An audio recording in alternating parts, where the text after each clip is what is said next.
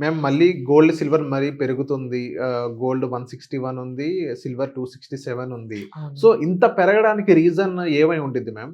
So, ఒక్కసారిగా కొంచెం మార్కెట్‌లో గోల్డ్, సిల్వర్ అనేవి చాలా వరకు అంటే ఒక టైంలో అయితే మనకి గోల్డ్ 1,50,000 ఈ రేంజ్ వరకు వచ్చాయి. అలానే సిల్వర్ కూడా చాలా వరకు మనకి 2,40,000 ఈ రేంజ్, 2,00,000 వరకు, 2,20,000 ఈ రేంజ్ వరకు వస్తాయి అనుకున్నారు.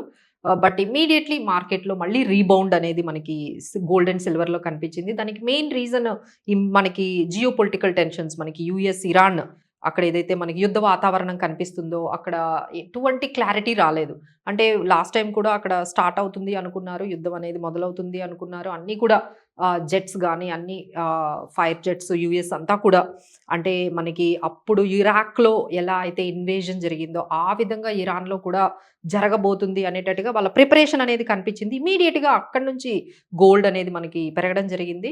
అలానే అది ఇంకా కంప్లీట్ అవ్వలేదు. సో, అక్కడ ఇంకా మీటింగ్ అనేది ఇంకా discussion on nuclear, US, Iran మధ్య న్యూక్లియర్ అగ్రీమెంట్ అనేది ఇంకా కంప్లీట్ క్లారిటీ రాలేదు. సో, యుద్ధం ఎప్పుడైనా మళ్ళీ అంటే ఎప్పుడైతే ఆ అగ్రీమెంట్ అనేది ఫెయిల్ అవుతుందో మళ్ళీ ఇట్ విల్ రెజ్యూమ్, ఆ యుద్ధం అనేది స్టార్ట్ అవుతుంది కాబట్టి ఒక రకమైన అన్సర్టనిటీ. అంటే ఎప్పుడైనా మీరు గమనిస్తే gold is symbol for the risk. Risk ఎక్కడైతే ఎక్కువ ఉంటుందో ఇమ్మీడియేట్‌గా గోల్డ్ అనేది పెరుగుతుంది. సో, ఇటువైపు ఇది స్టార్ట్ చేస్తే ఒకవైపు మళ్ళీ ట్రంప్ స్టార్ట్ చేశారు.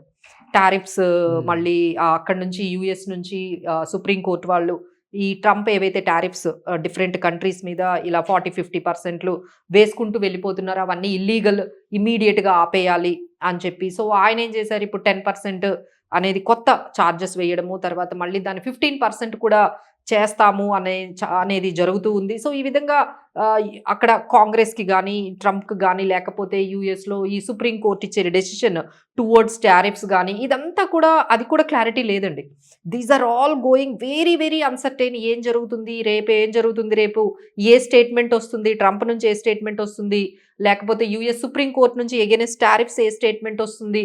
అనేది ఏమీ అర్థం కావట్లేదు. సో, ఎప్పుడైతే ఇలాంటి అన్సర్టనిటీస్ ఉంటాయి immediately they will go with the safe haven అయిన మళ్ళీ గోల్డ్ అండ్ సిల్వర్ మీదే మనకి వెళ్తూ ఉంటుంది. అలానే డాలర్ కూడా కొంచెం వీకెనింగ్ అవుతుంది. అక్కడ ఫెడ్ రేట్ మీద కూడా ఎటువంటి అన్సర్టనిటీ అంటే ఎటువంటి క్లారిటీ లేదు. అంటే ఫెడ్ రేట్ గాని కట్ చేస్తే గోల్డ్ మళ్ళీ పెరుగుతుంది. ఓకే. సో, ఆ ఇన్ఫర్మేషన్ కూడా ఇంకా క్లారిటీ రాలేదు. So, if there is any cut in the Fed interest rate immediately you can see some more upside in the gold.